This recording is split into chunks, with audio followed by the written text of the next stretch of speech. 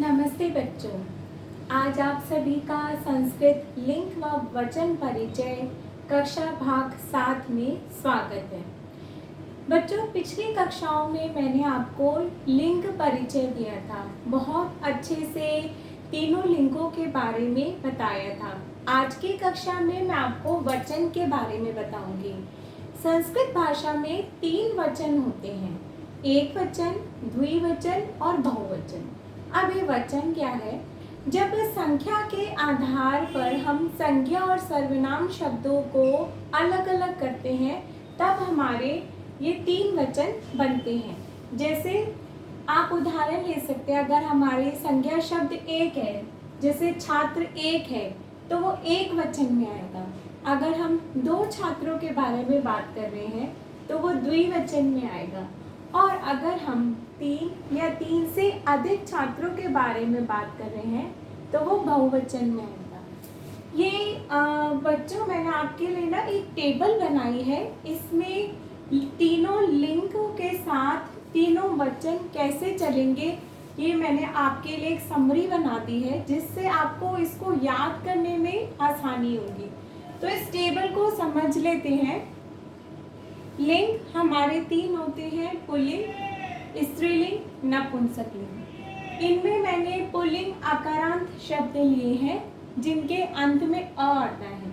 ठीक है, इनकी पहचान विसर्ग से हो जाती है पुल्लिंग शब्दों की।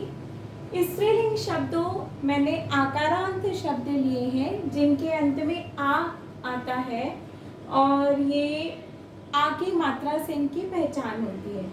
नपुंसकलिंग शब्द मैंने आकारांत लिए हैं, माँ हलंत होता है।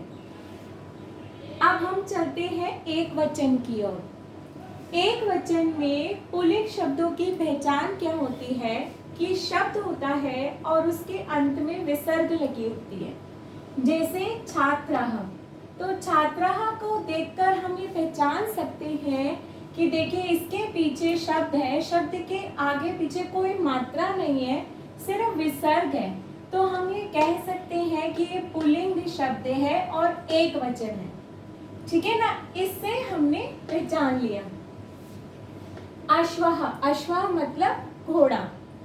तो अश्वः में देखिए शब्द है और उसके बाद विसर्ग है। शिक्षकः, शिक्षकः अध्यापक को बोलते हैं, शिक्षक के बाद विसर्ग है। रामः, राम के बाद विसर्ग। मेघः बादल। नृपः, नृपः होता है राजा। कपोतः, कपोतः अर्थ कबूतर। ठीक है, तो एक वचन पुल्लिंग की पहचान ये है कि शब्द है और शब्द के बाद विसर्ग है। तो अब आपको ये इस तरह से कहीं भी मिक्स आ जाए तो आप पहचान लेंगे कि भाई अगर संस्कृत का शब्द है और उसके बाद विसर्ग है तो ये पुल्लिंगी शब्द है। स्त्रीलिंग में शब्द के बाद आ की मात्रा जुड़ जाती है। जैसे पुल्लिंग में छात्रः था तो स्त्रीलिंग में हो गया छात्रा। छात्रा मतलब बालिका। अजा बकरी। चटका चिड़िया। देखिए इसमें शब्द के आखिर में आ की मात्रा है। शिक्षिका अध्यापिका। पिपीलिका, पिपीलिका चींटी। ठीक है, और नपुंसक लिंग अगर हम एक वचन देखें तो नपुंसक लिंग के एक वचन में शब्द के आखिर में म हलंत आता है। ये नपुंसकलिंग शब्दों को पहचानने का बहुत अच्छी पहचान है कि जिन शब्दों के आखिर में म हलंत आ रहा है, आंख बंद करके उन्हें लिख दीजिए नपुंसकलिंग शब्द है। ठीक है, अगर शब्द के आखिर में सिर्फ विसर्ग है, मात्रा नहीं है, आंख बंद करके लिख दीजिए पुल्लिंग है।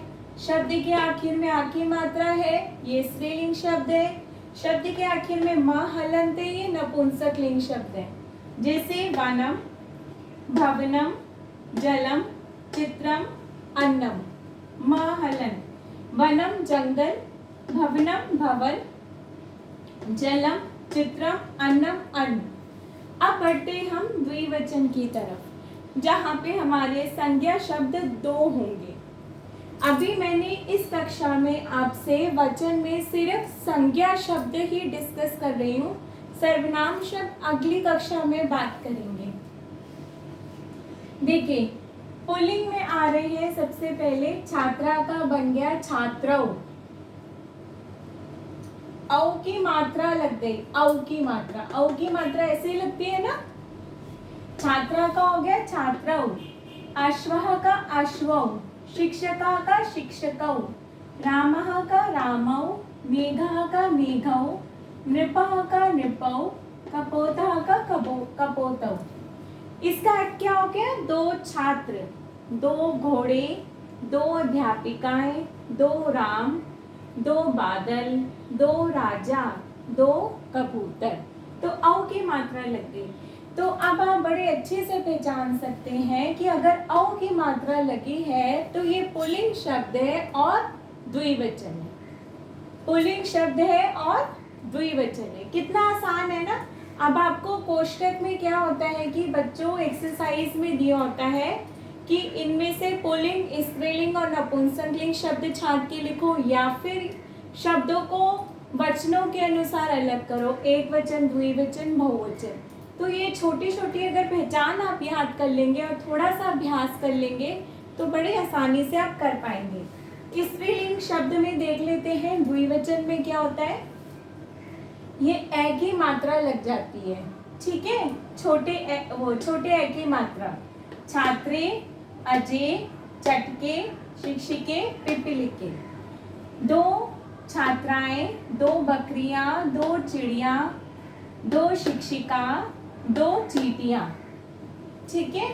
तो ये एक ही मात्रा से आप पहचान जाएंगे स्त्रीलिंग का द्विवचन। अब यहाँ पे अगर हम नपुंसक लिंग के द्विवचन की तरफ बढ़े, नपुंसक लिंग के द्विवचन की पहचान भी यही है बच्चों, शब्द के बाद एक ही मात्रा जुड़ जाती है। तो यहाँ पर आपको थोड़ा सा शब्द को देखकर थोड़ा सा अपने आप समझना पड़ेगा कि ये स्त्रीलिंग शब्द हो सकता है या नपुंसक लिंग शब्द हो सकता है। इसलिए इस पहचान के साथ साथ आपका थोड़ा सा शब्दों के साथ अभ्यास करना भी जरूरी है। तो वनम का हो गया वने, भवनम का भवने, जलम का जले, चित्रम का चित्रे, अन्नम का अन्ने। माँ हलंत हट गया है नपुंसक लिंग शब्द के एक वचन का और उसकी जगह एक ही मात्रा जुड़ गई है। स्त्रीलिंग में आ की मात्रा हट के एक ही मात्रा जुड़ी थी, ठीक है। अब हम चढ़ते हैं बहुवचन। जब हमारे संज्ञा शब्द 3 या 3 से ज्यादा होंगे तो उसमें पुल्लिंग शब्दों की पहचान है शब्द के बाद आ की मात्रा और विसर्ग, ठीक है। जैसे छात्राः, अनेक छात्र, अश्वाः, अनेक घोड़े, शिक्षकाः, अनेक शिक्षक, रामाः, अनेक राम, मेघाः, अनेक बादल, नृपाः, अनेक राजा, कपोताः, अनेक कबूतर। अब स्त्रीलिंग की तरफ बढ़े बहुवचन में तो शब्द के बाद आ की मात्रा और विसर्ग है। यहाँ पे अब देखिए बच्चों, पुल्लिंग और स्त्रीलिंग के बहुवचन में सेम आपको पैटर्न दिया हुआ है। तो यहाँ पर शब्द को देखकर आपको समझना पड़ेगा कि ये पुल्लिंग है या स्त्रीलिंग है। छात्राः, अब यहाँ पे ये छात्राः अगर एक शब्द ऐसे लिखा हो तो आप या तो आपके वाक्य में लिखा हो तो आप वाक्य से भी अर्थ लगा सकते हैं कि स्त्रीलिंग के बारे में बात हो रही है पुल्लिंग की, या फिर अगर सिर्फ एक यही शब्द छात्रा दिया हुआ है तो आप अर्थ में दोनों चीजें लिख सकते हैं, अनेक छात्राएं या अनेक छात्र, तो वो आपका सही होगा। अजाः, अनेक बकरियां, चटकाः, अनेक चिड़िया, शिक्षिकाः, अनेक शिक्षिकाएं, पिपीलिकाः, अनेक चींटियां। अब नपुंसक लिंग के बहुवचन में, नपुंसक लिंग का बहुवचन बिल्कुल अलग है, आप आसानी से उसे पहचान सकते हैं, कहीं वो क्लैश नहीं हो रहा। शब्द प्लस आनी आ जाएगा इसमें। जैसे शब्द है आपका वन, यहाँ पे एक वचन में शब्द है आपका वन, उसमें माँ हलंत जुड़ा है ना, तो शब्द हो गया वन प्लस आनी, वनानी। भवन में आनी जुड़ गया, भवनानी। जल में आनी जुड़ गया, जलानी। चित्र में आनी जुड़ गया चित्राणी, अन्नम में आनी जुड़ गया अन्नानी। अब आप यहाँ देखें इन सब में नी है, पर चित्राणी में इणी है। ऐसा क्यों?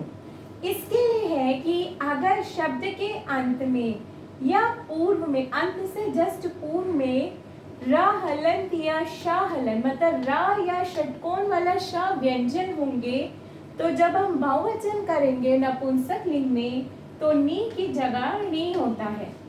जैसे चित्र में अगर ये त्र शब्द है ना, ये शब्द क्या हमारा चित्र, इस शब्द चित्र का आखिरी जो अक्षर है वो क्या है? त्र।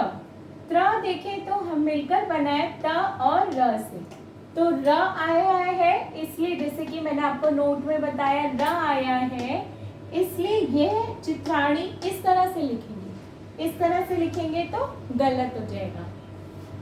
एक और उदाहरण पुष्पाणी का देख लीजिए। शब्द है पुष्पम, ठीक है, शब्द क्या है? पुष्पम। अब इस पुष्पम में जो शब्द है वो है हमारा पुष्प, ठीक है। अंत वाला अक्षर है प, ये तो र या श नहीं है, पर हमें अंत वाला नहीं, उससे पहले वाला भी देखना है। तो अंत वाले शब्द प से पहले वाला हमने देखा यहाँ पे, जो ये षटकोण आ रहा था, इसलिए इसका पुष्पाणी होगा, अड़े आएगा, नी नहीं आएगा। ऐसे ही पत्राणी। तो अगर आप ये बेसिक पहचान तीनों लिंगों की, तीनों वचनों की याद कर लें तो काफी हद तक आप शब्दों को छांट के लिख सकते हैं कि कौन सा शब्द कौन से लिंग का है या कौन से वचन का है। आशा करती हूँ आपको ये कक्षा समझ आई होगी और काफी हद तक अब आपको विभाजन में आसानी होगी। तो मेरी ये जो कक्षा है please like, share and subscribe कीजिए ताकि औरों तक भी पहुंच सके। धन्यवाद, मिलते हैं अगली कक्षा में।